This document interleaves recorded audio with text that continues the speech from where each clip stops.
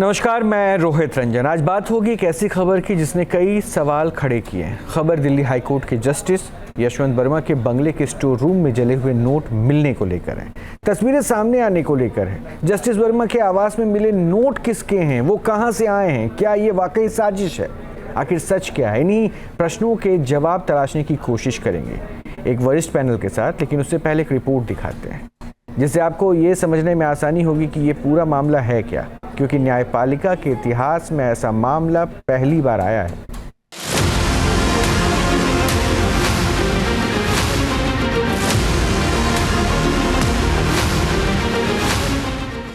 Delhi high court के justice Yashwant Verma के आवास में मिले जले नोटों की मिस्ट्री लगातार उलझती जा रही है।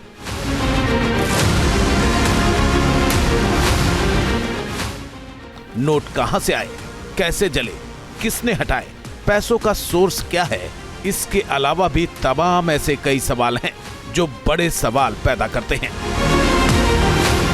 ये जो तस्वीरें आप अपनी टीवी स्क्रीन पर देख रहे हैं, वो तस्वीर दिल्ली हाईकोर्ट के जस्टिस वर्मा के आवास के स्टोर रूम की है। 65 सेकंड के इस वीडियो में अधजले नोटों से भरी अधजली बोरियां दिखाई दे रही हैं। घटना 14 मार्च की रात की है, जब आग लगने की सूचना मिलने पर फायर ब्रिगेड की टीम जस्टिस वर्मा के बंगले पर पहुंची थी। स्टोर रूम में लगी आग बुझाने के बाद दमकल कर्मचारियों को ये नोट मिले थे। बताया जा रहा है कि अधजले नोटों की रकम करीब 15 करोड़ थी। सुप्रीम कोर्ट ने 22 मार्च की देर रात दिल्ली हाईकोर्ट के जस्टिस यशवंत वर्मा के लुटियंस दिल्ली के घर से मिले कैश की जांच रिपोर्ट सार्वजनिक कर दी। इसमें कैश का वीडियो भी है, साथ ही 3 तस्वीरें भी जारी की गई हैं, जिनमें 500 रुपए के जले हुए नोटों के बंडल दिखाई दे रहे हैं।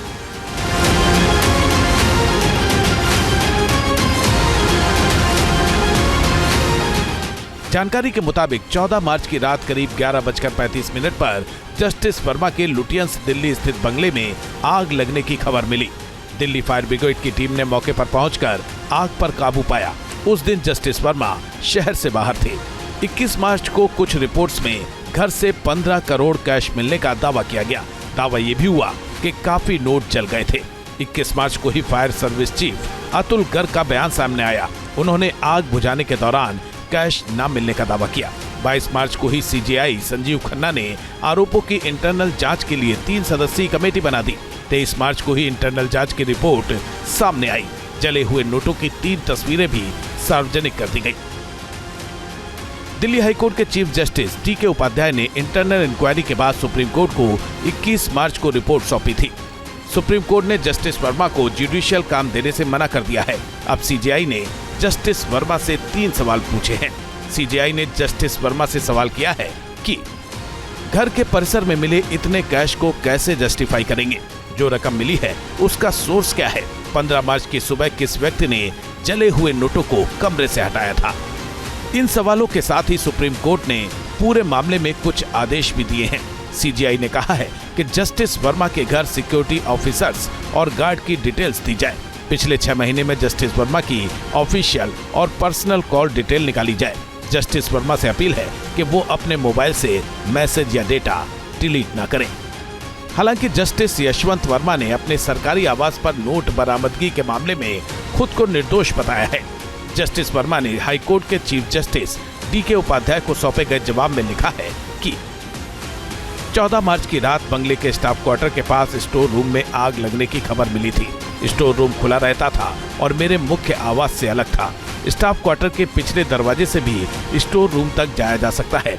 घटना के दिन पत्नी और मैं भोपाल में थे, बेटी और माँ घर पर थी। स्टोर रूम में आग बुझाने के बाद वहाँ कोई नकदी या पैसे नहीं मिले थे। मैंने और ना मेरे परिवार ने कभी स्टोर रूम में नकदी रखी थी। घटना की तस्वीर उससे मेल नहीं खा रही जो तस्वीर मैंने देखी थी। ये मुझे फंसाने और मेरी छवि धूमिल करने की साजिश लगती है। मैं इस आरोप को नकारता हूँ कि हमने स्टोर रूम से नकदी हटाई। हमें कोई जली नकदी नहीं दिखाई गई और न ही जली हुई नकदी दी गई। जज के लिए उसकी प्रतिष्ठा और चरित्र से बढ़कर कुछ नहीं होता। ये घटना मेरी वर्षों की मेहनत और साख को नुकसान पहुंचाने वाली है। जस्टिस वर्मा लगातार घर से जले हुए नोट मिलने की बात को नकार रहे हैं। हालांकि लुटियंस दिल्ली इलाके में कूड़ा उठाने वाले एनडीएमसी कर्मचारियों ने भी 500 रुपए के नोटों के जले हुए टुकड़े मिलने का दावा किया है। सर वो 4-5 दिन पहले यहाँ सफाई कर रहे थे, हम वो ढेर उठा रहे थे कूड़े का, तो उसमें जला हुआ कुछ सामान था, उसमें 500 के नोट थे जले हुए, वो छोटे छोटे टुकड़े थे उसमें। अच्छा, अभी भी आपको मिले हैं पैसे? नहीं सर, ये उसी दिन के हैं जब हमने सफाई करी थी। अच्छा, अभी हाँ, 1-2 टुकड़े मिले हैं बस। तो ये 4-5 दिन हो गए, हमें 500 के नोट जले हुए मिले थे। अच्छा, और अभी मिले थे वहाँ पड़े हुए नोट। अभी जब आप यहाँ पर आके सफाई कर रहे थे पत्तों के साथ, आपको नोट मिले? हाँ, उस दिन मिले थे और अभी मिले हैं। अभी नोट मिले हैं? अभी मिले थे, छोटे छोटे टुकड़े। जस्टिस यशवंत वर्मा के घर के बाहर कूड़े में आज भी जले नोट मिले हैं। जस्टिस वर्मा का ये वही घर है जहां पर उस रात आग लगी थी और आग लगने के बाद फायर ब्रिगेड को बुलाया गया, जिसमें आप देखिए तस्वीरों में देखिए, अगर ये जो नोट आपको दिख रहे हैं यही वो नोट हैं जो कि यहां पर जलने की बात जो है कही जा रही है। हालांकि जस्टिस वर्मा ने इस पर साफ तौर पर कहा है कि उनका इन नोटों से, इन पैसों से कुछ लेना देना नहीं है, लेकिन ये जले हुए नोट जो हैं वो अपनी कहानी खुद ही बयां कर रहे हैं कि ये नोट तो कम से कम यहाँ पर जले ही हैं, क्योंकि सैनिटेशन वर्कर जो यहाँ पर पहुंचे थे उनका ये दावा है कि यही नोट उनको जब पहले आग लगी उस रात को भी मिले और उसके बाद जो है ये नोट जो हैं आज सुबह यानी कि रविवार को भी मिले हैं। पूरे मामले पर केंद्रीय कानून मंत्री अर्जुन राम मेघवाल का बयान भी सामने आया है। उन्होंने सुप्रीम कोर्ट की जांच कमेटी की रिपोर्ट का इंतजार करने को कहा है। मैंने आपको कहा कि ये मामला सुप्रीम कोर्ट के पास है और सुप्रीम कोर्ट ने इसमें 2 तो ऑनरेबल चीफ जस्टिस हैं हाई कोर्ट के, एक ऑनरेबल जज है, उनकी अध्यक्षता में कमेटी बना दी। कमेटी की रिपोर्ट आने दो, फिर बात करेंगे। नोटों की मिस्ट्री का सच क्या है, अब इस बात का फैसला सुप्रीम कोर्ट की जांच कमेटी की फाइनल रिपोर्ट के बाद ही साफ हो पाएगा। हम इस पूरे मामले पर, इस रिपोर्ट को आपने देखकर बहुत कुछ समझ लिया। अपने मेहमानों से हम आपको मिलवा दें और हम उनसे ज़रा और इसे वस्तु स्थिति को समझने की कोशिश करेंगे। हमारे साथ अनिल तिवारी जी जुड़ रहे हैं, प्रेसिडेंट हैं ये इलाहाबाद बार एसोसिएशन के। हमारे साथ आनंद कुमार हैं, पूर्व डीजीपी और रिटायर्ड आईपीएस ऑफिसर हैं। आदित्य अग्रवाल जी हमारे साथ जुड़ रहे हैं और former chairman all India bar association हैं। और एनके सिंह सर हैं हमारे साथ, सीनियर जर्नलिस्ट हैं। तो बहुत बहुत स्वागत है सभी का। सबसे पहले मैं अनिल तिवारी जी आपसे ये पहलू समझना चाहूँगा सर, ये मामला जब सब कुछ पटल पर आया उसके बाद ये हुआ, एक खबर ये भी आती है कि इलाहाबाद ट्रांसफ़र किया जा सकता है। इस पर आपने प्रश्न उठाया, उसकी वजह मैं जान सकता हूँ क्यों प्रश्न उठाया, क्या आपत्ति आपने दर्ज कराई? तो हमारे प्रपोजल पे बहुत स्पष्ट लिखा है, मैं पिछले कई दिन से बोल रहा हूँ, ट्रांसफर क्यों किया दिल्ली से? इसलिए कि दिल्ली अब दिल्ली के लिए, हाई कोर्ट के लिए वो ठीक नहीं, इलाहाबाद हाई कोर्ट के लिए ठीक है वो। हम जजेस की कमी झेल रहे हैं, इसका ये मतलब है कि हमें करप्ट जज दे दिया जाए? जब वो दिल्ली में रखिए, उनको कहाँ रखिए, हमसे क्या लेना देना? इलाहाबाद ट्रांसफर क्यों कर रहे हैं? लेकिन सर अभी करप्ट है कि नहीं ये तो जांच के बाद ही तय होगा ना दिल्ली में। हाँ, ये तो सुप्रीम कोर्ट ने कमिटी बनाई है, वो तो जांच के बाद ही तय होगा। दिल्ली में रखिए भाई। कौन कह रहा है कि वो करप्ट आज ही मान लिए गए? जनता क्या सोच रही है, इससे कोई लेना देना किसी को तो है नहीं। यशवंत वर्मा क्या सोच रहे हैं, यही महत्वपूर्ण है। पूरी जनता का विश्वास शैटर हो गया, अभी भी कुछ बाकी है क्या? क्या आपको आप एक नॉर्मल सिविल सर्वेंट से आप कंपेयर कर रहे हैं? नॉर्मल सिविल सर्वेंट को आप टर्मिनेट करेंगे, इसमें क्या करते हैं आप उठा के अंदर कर देते, बात तो छूटता। तो वहां भी आप सिद्ध हो जाने दीजिए, क्यों अंदर कर देते हैं लोगों को? पहले सिद्ध हो जाने दीजिए कि वो चोरी किया है, उसके यहाँ कैश बरामद हुआ कि नहीं। वहां तो तुरंत FIR हो गई, आपने अंदर कर दिया। तो ये क्या ये बिल्कुल कोई अलग स्पेसीज है क्या? इनके साथ ये न्यायालय ये इनको प्रोटेक्शन क्यों दे रहा भाई? और जनता के भरोसे का क्या है जो शैटर हो गया? जनता किस मुंह से आएगी हाई कोर्ट में? अब ये अगर दोबारा कभी जुडिशियल पावर इनको मिला तो ये नजर कैसे मिलाएंगे लोगों से? जनता इन पे कैसे भरोसा करके इनके केस में, इनके कोर्ट में मुकदमा बहस करेगी? ये सारे सवाल पे तो आप लोग सोच ही नहीं रहे। आप तो सोच रहे हैं कि आप लोग का जो पैनल है, मैंने तमाम डिस्कशन देखे, सारी जगह सिर्फ ये बात हो रही है कि यशवंत वर्मा को अपॉर्चुनिटी ऑफ हियरिंग मिलनी चाहिए। मैंने कब कहा नहीं मिलनी चाहिए? लेकिन मिलनी चाहिए फेयर प्रोसीजर जो सबके साथ होता है उस तरह से। Let the CBI investigate this, let ED investigate this. अब करिए इन्वेस्टिगेशन, तब तक आप इनका जुडिशियल पावर सीज करे रहिए। दिल्ली हाई कोर्ट में फिट बैठे हैं, बैठे रहे। हाई कोर्ट क्या कूड़ादान है जहां जो मन में आएगा आप भेज देंगे जिसको। That is why the protest was start. अच्छा, तो इसमें एक बात जो आपकी बातों से समझ में आ रहा है अनिल जी, कि आपकी नाराजगी है इस पूरे सिस्टम से, इस प्रोसीजर पर, लेकिन देखिए इन हाउस जांच बैठा दी गई, chief justice of high court उन्होंने इंटरनल, उसके सुप्रीम कोर्ट ने इंटरवीन किया, तो क्या ये प्रोसीजर फॉलो नहीं होना चाहिए था? आप क्या चाह रहे थे कि एक सिविलियन की तरह प्रोसीजर कहना है, मेरा कहना है पूरी घटनाक्रम पे होलिस्टिक तरीके से बात करें तो चीजें समझ में आ जाए। 14 तारीख की घटना हुई, 20 की सुबह अखबारों में आया, 5 दिन तक क्यों नहीं आया?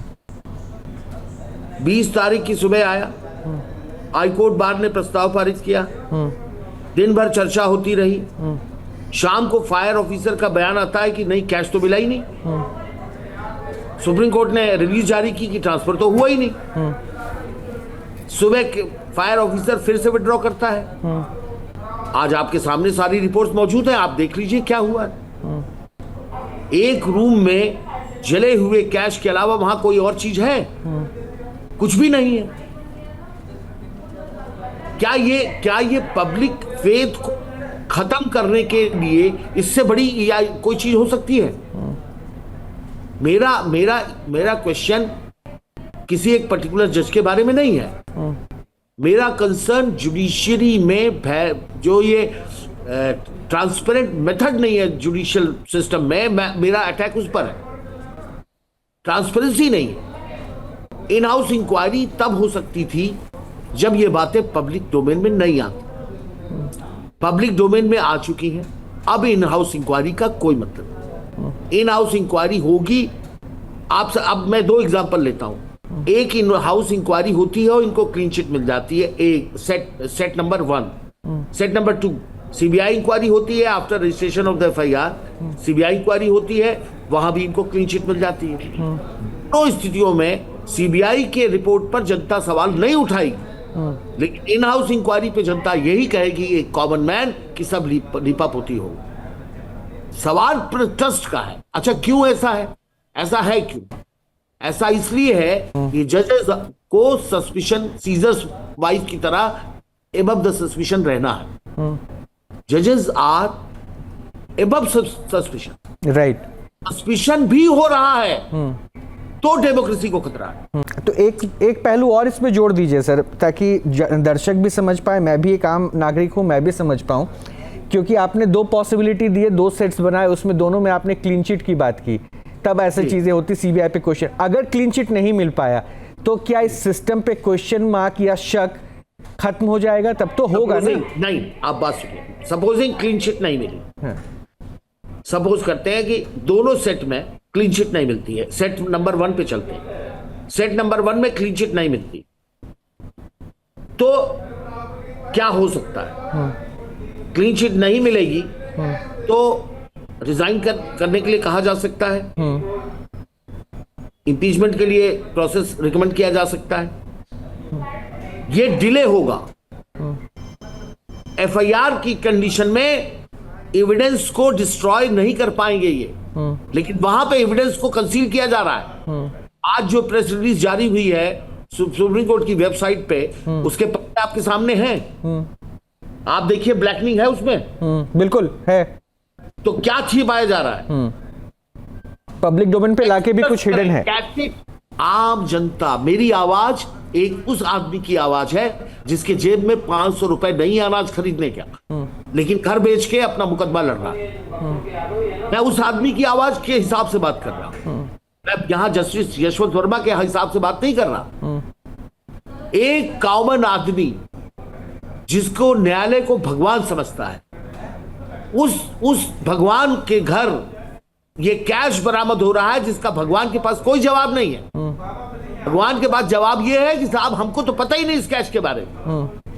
अगर उस भगवान जी से यह पूछा जाए कि आपको आज इस कैश के बारे में नहीं पता, कल अलकायदा का टेररिस्ट इसी कमरे में बैठ के एक्टिविटी करेगा, आपको उसके बारे में भी नहीं पता होगा, तब क्या जवाब दे पाएंगे? वो मानेगा कोई कि उनको नहीं पता? उस वीआईपी एरिया के वीआईपी बैंगलोर में इतनी मात्रा में कैश क्या चल के आए थे, पैदल आए थे, या अदृश्य होके अंतर्ध्यान होके आए थे, वो भी दूसरे भगवान हो गए? किस गाड़ी से आए हैं, कौन रखा है, ये जांच का विषय है। कौन करेगा जांच? राइट। जांच करेगा जो जांच में ट्रेंड हो। जांच में ट्रेंड कौन है? सीबीआई या ईडी? क्या इन हाउस कमेटी के पास जांच के टूल्स हैं? इन हाउस कमेटी ने अगर बुलाया एक पीएस को इनके, तुम बयान दो, तो पीएस क्या बयान दे पाएगा इन हाउस कमेटी के सामने इंडिपेंडेंट तरीके से, फ्री माइंड से? नहीं देगा। मैं इस जुडिशरी में 35 साल से वकालत कर रहा हूं, 30 साल से ज्यादा हो चुका है, 30 से 35 के बीच में। क्या मुझे नहीं पता कि न्यायालय का खौफ क्या होता है? Independent justice should not only be done, seen to be done. Okay sir, मैं कुछ और रिएक्शंस ले लूं एनके सिंह सर से। सर देखिए, बहुत गंभीर बातें कह रहे हैं। अनिल तिवारी जी की बातों को अगर मैं पब्लिक डोमेन पे रखूं तो वाकई रिप्रेजेंटेशन ऑफ एवरी माउथ हो सकता है। ये हर एक भाषा ये हो सकती, न्यायपालिका है एक स्तंभ। क्या आपको लगता है कि प्रिविलेज दिया गया और शायद इसलिए शिकायत है, नाराजगी है?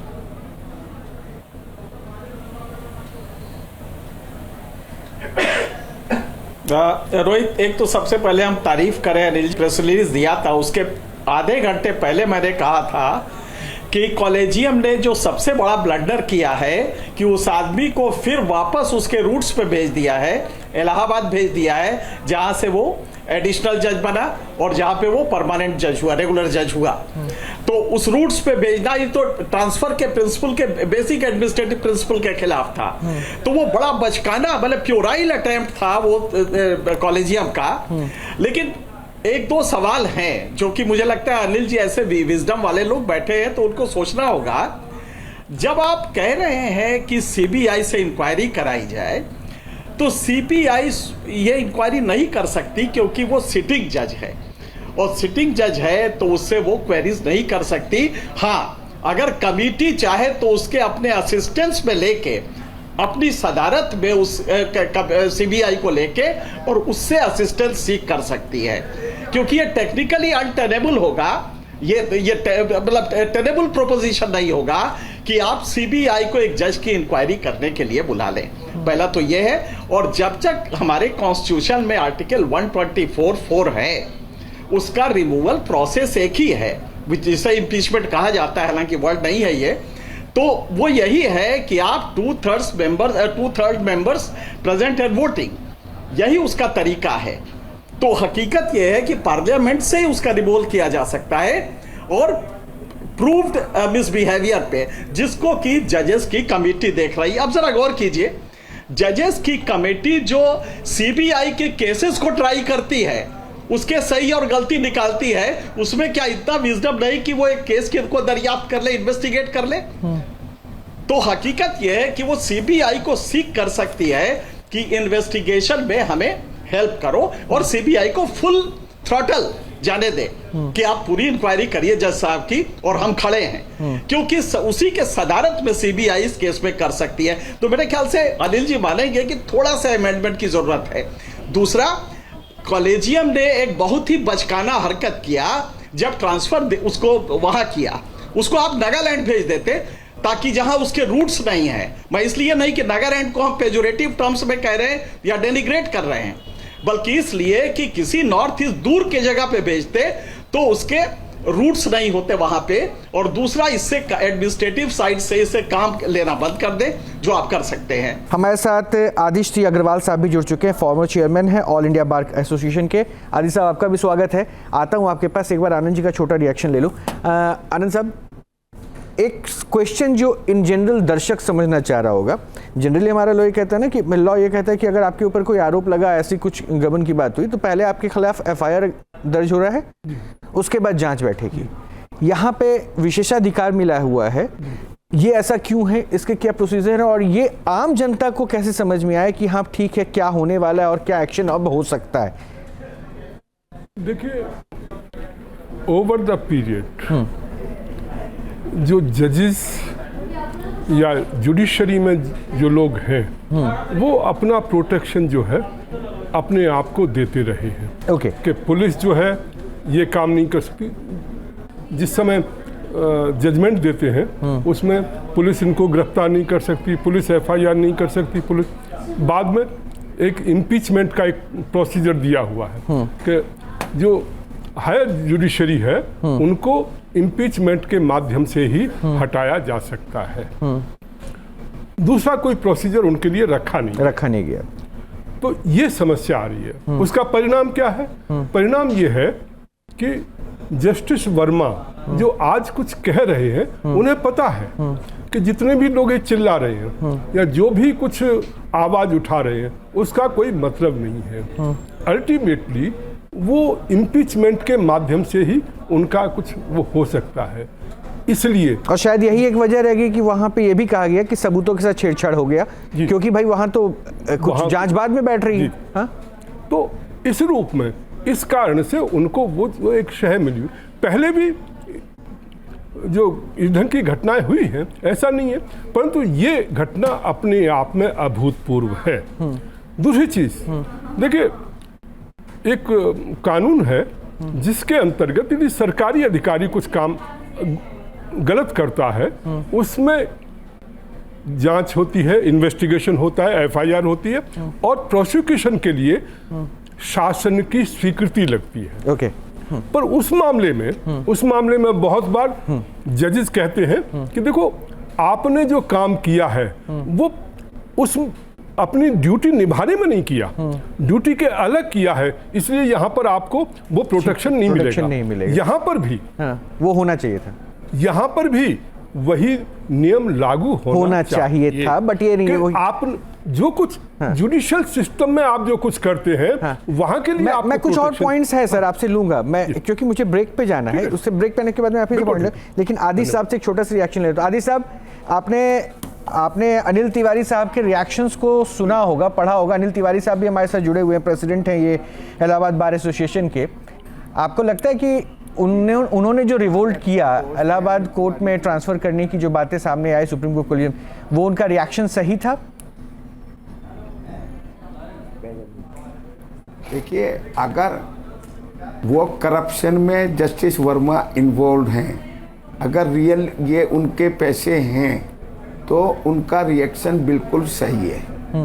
क्योंकि अगर कोई करप्ट आदमी है तो उसको दूसरी हाई कोर्ट में भेज दो, this is not the answer, this is not the. लेकिन सर आप भी तो अपने उत्तर में अगर लगा रहे हैं ना, तभी तो मैं कह रहा हूं परंतु कि अगर भैया भी है कि क्योंकि बिल्कुल अलग। हाँ, क्योंकि अगर वो अभी जांच में है, अगर सुन लीजिए, समझ लो पहले, हाँ अभी जांच में है तो ट्रांसफर असलियत में नहीं करना चाहिए था। अगर इस एंगल से देखो कि भाई वहां रिवोल्ट हो रहा है, परंतु अभी जो यहाँ पर क्या है, जो आप इनको जजों के केस को आम जनता के केस की तरह नहीं लेना चाहिए, आपको ये भी समझ लेना चाहिए। अगर आम जनता की तरफ जैसे केस चलते हैं, इन्वेस्टिगेशन चलती है, उनके खिलाफ भी पुलिस अगर उनके खिलाफ एफआईआर लिख के शुरू में ही और बिना सुप्रीम कोर्ट के चीफ जस्टिस की इजाज़त के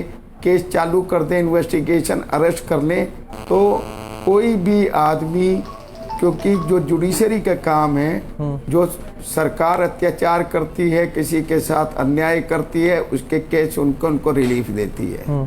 पुलिस गलत करती है तो उनमें रिलीफ देती है अगर वो देखते कि पुलिस ने गलत किया है। अगर आम जज के साथ भी आम न्याय प्रक्रिया चालू कर दी तो पुलिस वाले, अगर पुलिस अनिल जी का कहना है कि आम नहीं, तो एटलीस्ट सीबीआई की मांग तो वो कर सकते थे, हालांकि उसके प्रोविजन अलग है जो एनके सिंह साहब ने बताया। उनका ये मानना है कि इस कमेटी से जो है बहुत कुछ क्लियर हो पाएगा, इसमें इनको डाउट है, 100% वो अश्योर्ड नहीं है। मैं यही पॉइंट आपसे पूछूंगा सर, मैं यही पॉइंट पूछूंगा एसी साहब। एक ब्रेक छोटा सा मैं ले रहा हूं, ब्रेक से जैसे वापस में आऊंगा आपसे इसी प्रश्न के साथ जुड़ूंगा कि वाकई ये जो सवाल उठ रहा है कि क्या एक स्पेशल प्रिविलेज दिया गया और आखिर उस जले हुए नोट के पीछे का सच है क्या, इसको समझने की कोशिश करेंगे। छोटा सा ब्रेक ले रहे हैं, फौरन वापस आ रहे हैं।